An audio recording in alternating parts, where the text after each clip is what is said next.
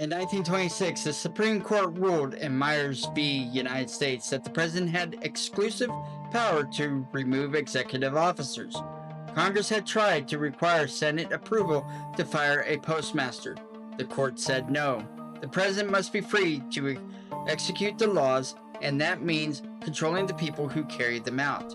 It was a win for the utilitarian executive, a crown placed firmly on the Oval Office. But less than a decade later, that crown cracked. In 1935, Roosevelt fired FTC Commissioner William Humphrey, not for misconduct, but for disagreement. The Supreme Court ruled the firing illegal.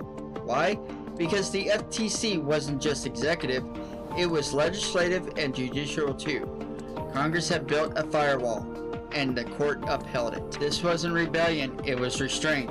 The court didn't create a shadow government, it clarified that not all federal officials served at the pleasure of the president.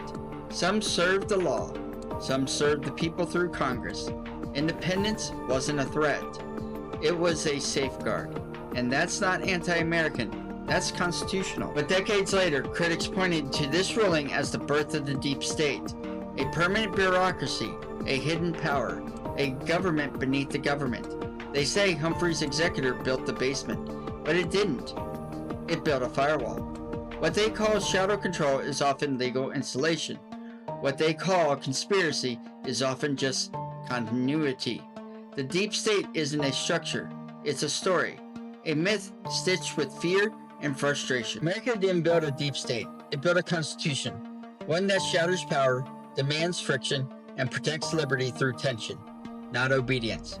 Humphrey's executor didn't crown a tyrant, it checked one. And if we're going to restore trust, we have to start by restoring truth. Because patriotism isn't paranoia, it's clarity. And the real American legacy isn't control, it's accountability. This has been Dobred in History, where legacy is told one story at a time. See you next time. If you liked today's video, give it a like. Subscribe and hit the bell so you don't miss what's next.